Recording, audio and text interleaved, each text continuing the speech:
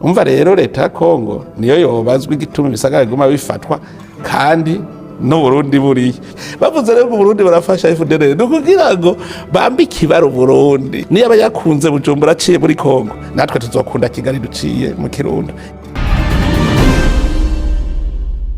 Hari imvugo za Perezida w'Uburundi Evariste Ndayishimiye zimaze iminsi zumvikana ku mbuga nkoranyambaga cyangwa ngurukana bumenyi nk'uko abarundi babivuga zigaragaza ko Ndayishimiye adashaka ko igisebo ingabo za leta ya Kongo n'abazifasha bafite kubwo gutsindwa na M23 kijya no ku gihugu cye cy'u Burundi nk'igifiteyo ingabo. Mu kiganiro yahaye ikinyamakuru BBC umunyamakuru yamubajije uko yakira gutsindwa kwa buri munsi ku ngabo ze zihanganye na M23 n'uburyo M23 bafatana ibice byinshi birimo n'imijyi ikomeye, maze Ndayishimiye avuga ko nubwo ingabo ze ziri mu mirwano kandi M23 ikabafatana ibice byinshi birimo n'imijyi ikomeye ibyo Burundi butabibazwa kuko bwagiye gufasha.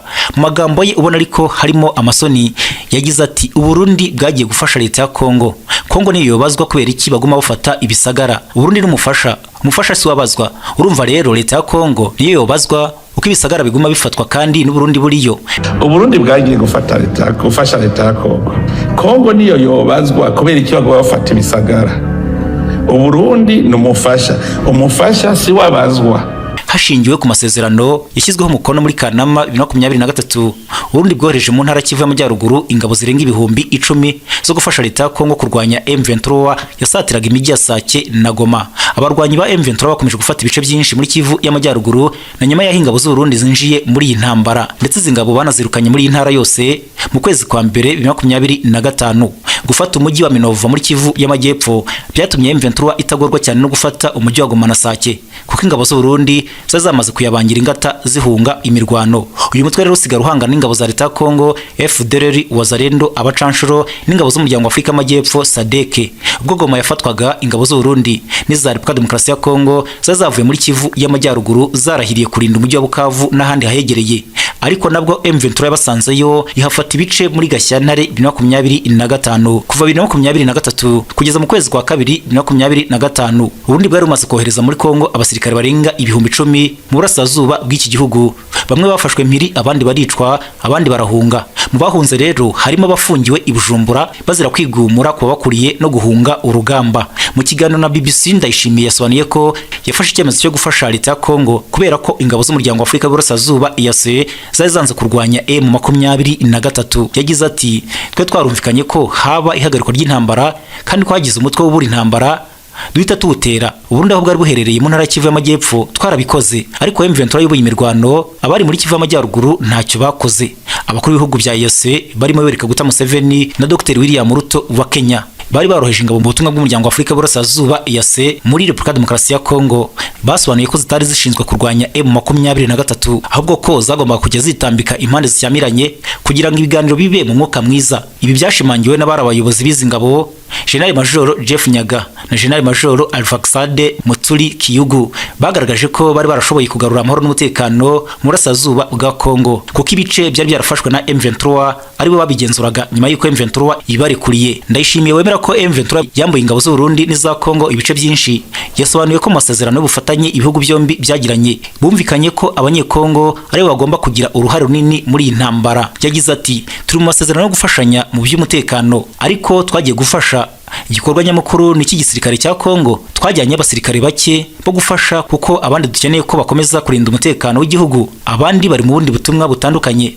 Perezida w'Uburundi Evariste Ndayishimiye Neva yasobanuye ko kubw'iyi mpamvu Uburundi budakwiye kubazwa impamvu abarwanyi ba M23 bakomeza gufata ibice byinshi. Ati rero kuba M23 ikomeza kwigarura utundi duce ntibyabazwa twebwe. Ndayishimiye yagaragaje ko mu gihe leta ya Kongo n'abafatanyabikorwa bayo bari bakomeje gutsindwa iyi ntambara na M23, yasabye Perezida Tshisekedi kugirana ibiganiro bitaziguye n'abafite uruhare muri iyi ntambara kugira ngo bashakire hamwe igisubizo. Ubwo Repubulika Demokarasi ya Kongo n'u Burundi byagiranaga amasezerano y'ubufatanye mu bya gisirikare, Ndayishimiye yishyuye miliyoni 2 z'amadolari y'Amerika. Buri musirikare w'u Burundi yari kuzajya ahembwa amadolari atari munsi y'ibihumbi 5, ariko benshi bakomeje guhabwa umushahara usanzwe nk'abakorera mu gihugu cyabo.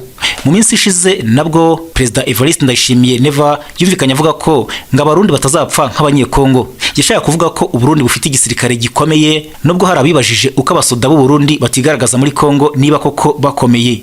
Yabivugiye muri komine ya Bugabira mu Burundi, yabivugiye muri komine Bugabira mu gihugu cy'u Burundi, aho yavuze ko nta murundi uzapfa nk'abanyekongo. Ati abantu bagapfa nk'impene barebera koko. ipu.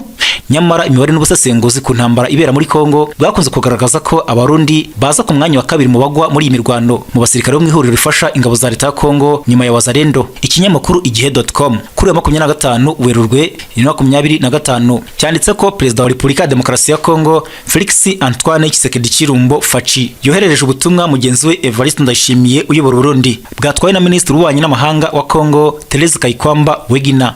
Therese Kayikwamba Wegina yakiriwe mu biro by'umukuru w'igihugu cy'u Burundi kuri wa 25 Werurwe 2025. Ntabwo ibiro bya Perezida w'u Burundi byasobanuye ibikubiye mu butumwa Ndayishimiye yohererejwe na mugenzi we Tshisekedi. Ikizwi nuko ibihugu byombi bisangwa bifitanye umubano ukomeye muri iyi minsi ndetse n'ubufatanye mu kurwanya umutwe wa M23 mu ntambara ibera mu burasirazuba bwa Kongo.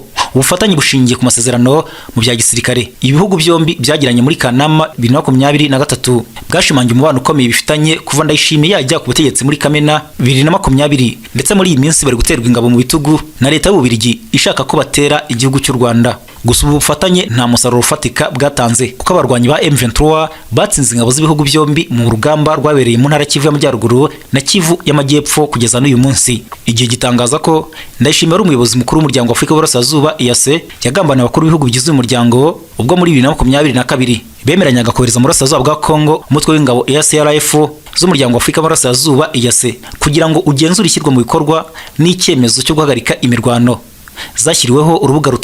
Zinashyiraho urubuga rutaberamo imirwano. Intambwe nziza ari kuganisha ku biganiro bigamije gushaka igisubizo kirambye cya politike cyahagarika intambara burundu. Muri Kanama 2023 Perezida Ndayishimiye yagiranye na Tshisekedi amasezerano y'ibanga y'ubufatanye mu bya gisirikare yohereza ingabo zirenga 12,000 zo kurwanya umutwe wa M23. Ahangaha ngo bagombaga gukorera mu ntara Kivu y'Amajyaruguru. Tshisekedi yamwishyuye miliyoni 2 z'amadolari nk'igihembo. Mu mwaka ushize abasirikare b'u Burundi babarirwa mu magana biciwe muri Kivu y'Amajyaruguru biteza umwuka mubi mu banyapolitike n'abasirikare bakomeye mu gihugu cy'u Burundi, mu gihe kandi bari kugerageza guhoza amarira y'ababuriye ababo muri iyi ntambara. U Burundi bwijanditsemo icyemezo bwite cya Ndayishimiye cyo kohereza ingabo mu burasirazuba bwa Kongo cyatewe cyane n'ingengabitekerezo kwanga abatutsi ahuriyeho na Tshisekedi na FDLR. Raporo zitandukanye na societe civile n'imiryango iharanira uburenganzira bw'ikiremwamuntu zemeza ko ingabo z'u Burundi, Wazalendo, ingabo za Repubulika Demokarasi ya Kongo na FDLR byishe abanyekongo batutsi muri Kivu y'Amajyaruguru n'iy'Amajyepfo nk'uko ikinyamakuru igihe kibitangaza. Ubwo yoherezaga ingabo z'u Burundi nk'abacanshuro kugira ngo zifashe leta ya Tshisekedi gutoteza abantu bayo, Ndayishimiye yizeraga ko azasubiza inyuma M23 byoroshye, yirengagije ko abarwanyi ba M23 barwanira kuba mu gihugu cyabo n'uburenganzira abimwa na leta. Ndayishimiye yohereje batayo 19 mu burasirazuba bwa Kongo, ariko yananiwe guhagarika inzozi mbi za Tshisekedi. Ahubwo kuviza ingabo z'u Burundi zagera muri Kongo zashinjwe kwica abanyamurenge muri Kivu y'Amajyepfo nyuma gutsindwa muri Kivu y'Amajyaruguru, aho bifatanyije na FDLR gutwika inzu z'abanyekongo batutsi, barasa inka zabo, banasahura imitungo yabo n'ibindi bikorwa bya kinyamaswa bakoreye abo mu bwoko bw'abatutsi. Hashize igihe abasesenguzi bya politike bavuga yuko Perezida w'u Burundi Evariste Ndayishimiye akwiye gushyira ubwenge ku gihe agakura ingabo ze muri Kongo kuko amasezerano y'ubufatanye mu gisirikare yagiranye na Tshisekedi ntacyo ari kugeraho, kandi abasirikare be bishwe ku bwinshi, yewe n'imibereho n'ubukungu mu gihugu cye biri kujya habi cyane. Nyuma yo gufunga imipaka y'igihugu cye n'u Rwanda, abakuru b'ibihugu bigize umuryango wa Afurika y'Uburasirazuba EAC na SADC bagaragaje ko amakimbirane mu burasirazuba bwa Kongo azakemurwa gusa n'ibiganiro bya politike kurusha abantu nka Ndayishimiye bakomeza gushaka gukoresha imbunda. Nk'uko bigaragara muri iyi ntambara ihanganishije guverinoma ya Kongo na M23, Burundi bwiyemeje gufasha bwivuye inyuma igisirikare cya Kongo kurwanya umutwe wa M23, ndetse bakurikiranye iby'iyi ntambara kuva itangiye kugeza uyu munsi bemeza ko aho imirwano igeze u Burundi intambara bwayigize iyabwo. Ariko si Burundi bwaje bute muri iyi ntambara? Bwaje ryari? Bwaje mu yihe gahunda? Bwakiriwe gute? Bwigaragaza gute muri imirwano? Bwungukiye iki mu gufasha Kongo kurwanya M23? Kuki Burundi bwibazwaho cyane muri iyi ntambara? Ubufatanye bw'igisirikare cy'u Burundi n'icya Kongo mu mirwano bahanganyemo na M23 bwarigaragaje, nubwo hari n'abandi batanze umusanzu wabo ngo guverinoma ya Kongo itsinsure M23 ariko bikanga bikananirana. Ubundi ingabo z'u Burundi zageze muri Kongo muri Kamena 2022. Icyo gihe zari kumwe n'izindi za EAC, ni ukuvuga iza EACRF igizwe n'abasirikare bava mu Burundi, Uganda, Kenya, Sudani y'Epfo. 2023 mu Gushyingo ingabo za EAC zoherejwe mu burasirazuba bwa Kongo kurwanya imitwe yitwaje intwaro kugira ngo kandi na M23 ive mu bice yafashe, ariko na leta ya Kongo yubahirize ibyisabwa, ndetse M23 zana kurekura bimwe mu bice yari yarafashe inzira y'amahoro iboneke, ariko n'ubundi leta ya Kongo ntiyabyumva. ibice M23 avagamo byagenzurwaga n'ingabo z'u Burundi, na cyane ko u Burundi aribwo bwari ku ntebe y'ubuyobozi bwa EAC mu mpera za 2023 nyuma y'uko Perezida Tshisekedi akomeje kwikoma ingabo za EAC ko zitamufasha guhashya M23 ahanganye nayo. EAC yatangaje ko itazakomeza ubutumwa yajemo bw'amahoro n'umutekano, kandi ko Perezida Tshisekedi atifuza ko bwakomeza. Kuva ku itariki 3 z'ukwezi kwa 12 2023 nibwo twatangiye kumva ko ingabo z'umuryango Afurika y'Uburasirazuba EAC zatangiye kuva mu butumwa zari zarohejwemo kugarura amahoro n'umutekano mu burasirazuba bwa Kongo, nyuma y'uko ubutegetsi bwa Kinshasa bwanze kuzongerera manda. Ni ikibazo cyafashwe nyuma y'igihe umutwe wa M23 usubukuye imirwano kuko ushinja leta ya Kongo kudashyira mu bikorwa ibyo bemeranyije. Nyuma y'ibyo rero bisa naho ingabo z'u Burundi zitigeze zivana ikirenge ku butaka bwa Kongo. Izi ngabo zakomeje kumvikana ariko mu buryo buteruye, ahubwo bikavuga ko zihari muri gahunda yo kurwanya imitwe itwara gisirikare irwanya ubutegetsi bwa CNDD-FDD. Kugeza ubwo mu ntangiriro za 2024 amakamyo yuzuye abasoda b'u Burundi yatangiye kwisuka ku butaka bwa Kongo kandi zikagaragara mu mirwano na M23. Iki gihe imirwano yahise inafata indi ntera. M23 isubije ibice byose yari yareguriye EAC birimo Rumangabo, Rugari, Canzu, Runyoni, Cengerero n'ahandi. Amakuru avuga yuko nyuma y'ibya EAC Tshisekedi na Ndayishimiye bakoze amasezerano ku giti cyabo yemerera Perezida Neva kohereza ingabo mu burasirazuba bwa Kongo mu kurwanya M23. Kuva kandi izi ngabo zigeze ku butaka bwa Kongo zavuzweho gukorana n'imitwe itwara gisirikare nka Wazalendo n'umutwe w'iterabwoba wa FDLR isanzwe izwiho guhungabanya umutekano w'abaturage. Reka ariko ibyo tube tubiretse tujye mu rugamba noneho. Mu gihe M23 irimo yogoga ibice ibyambura ingabo za leta ya Kongo umunsi ku wundi, nibwo ingabo z'u Burundi zahawe kurinda igice cy'ubutunzi gikomeye cyane, ikirombe cy'amabuye y'agaciro cya Rubaya, ndetse banakora ibirindiro byinshi muri teritwari ya Masisi na Karehe. Ari naho ingabo z'u Burundi zahuye n'akaga gakomeye cyane ku buryo zitazibagirwa iby'intambara bahanganyemo na M23.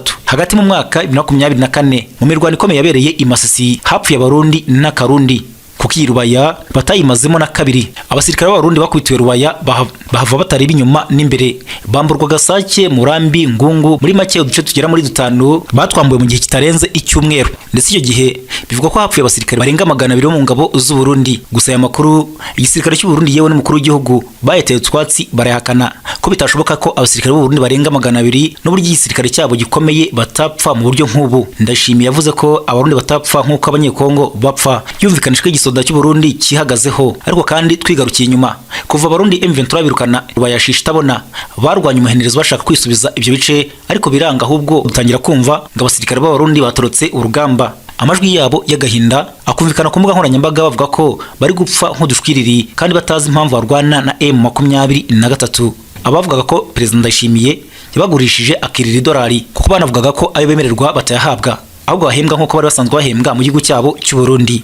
Benshi mu banyapolitiki mu Burundi, cyane cyane abatavuga rumwe n'ubutegetsi bwa CNDD-FDD, bagaragaje kenshi ko Ndayishimiye yishoye mu bintu atazi, kurwanya abanyekongo barwana kurenganzira bwabo no kurengera abicwa, ahubwo agashyigikira uwo mugambi. Hari n'abavuga ko ibyo we n'ishyaka rye ku butegetsi babizi, ahubwo bakora ibyo bazi. Intambara bayishyizemo imbaraga z'umurengera kuko kuri bo ishingiye ku kurwanya umututsi, kandi ibyo babyumva neza. Gukorana na FDLR, gukorana na Wazalendo, gukorana na Maimai cyangwa Nyatura n'abandi bose bafite umugambi wo kurwanya umututsi. Kuvira ishyaka ryagera ku butegetsi mu Burundi ryavuzweho gukorana na FDLR n'indi mitwe igendera ku mahame yo kwanga umututsi n'ivanguramoko muri rusange. Ndetse kuza mu ntambara ku Burundi hari ibihugu bitigeze byakira neza, harimo n'ibyo mu karere hafi ya byose, yaba u Rwanda, Kenya, Uganda, Sudani y'Epfo. Bose ntibumva uko Burundi bwaciye ruhinga nyuma bukajya gushyigikira Kinshasa kurwanya M23, kandi inzira nta musaruro w'amahoro yatanga. Naho bamwe bahera bavuga ko impamvu z'u Burundi mu kurwana iyi ntambara zitumvikana, usibye gusiga igihugu mu gihombo kirimo no gutakaza abana b'igihugu bakomeje gupfira muri iyi mirwano. Abakurikirana ibibera mu karere k'ibiyaga bigari bavuga ko Perezida Evariste Ndayishimiye iyi ntambara ihanganishije M23 n'ingabo za Kongo yayihuje n'amakimbirane igihugu cye gifitanye n'u Rwanda, ku buryo ibintu bikomeye mu mirwano bira mu burasirazuba bwa Kongo ndetse n'ingabo ze zimerewe nabi, ariko yumvikana yikwa mu Rwanda ndetse akumvikana nk'ushaka kurushozaho intambara. Perezida Ndayishimiye yongeye kumvikana mu magambo twakwita gashoza ntambara ku Rwanda, ubwo yumvikanaga avuga ko umutwe witwaje intwaro wa Tabara ukorera mu burasirazuba bwa Kongo nutera Bujumbura nabo ingabo ze zahita zitera i Kigali mu Rwanda, kandi Kigali atari kure. Nimwe mu byavugiye mu kiganiro na BBC, aho Perezida Ndayishimiye yavuze ko abizi neza ko u Rwanda rushaka gutera u Burundi rubinyuje muri Tabara, umutwe bizi ko ukorera mu burasirazuba bwa Kongo. Ati turabizi ko u Rwanda ruri kugerageza kudutera ruciye ku butaka bwa Kongo rubicishije mu mutwe wa Tabara, ariko twebwe turabwira ko niba bashaka gutera Bujumbura baciye muri Kongo, natwe Kigali sikure duciye mu Kirundo.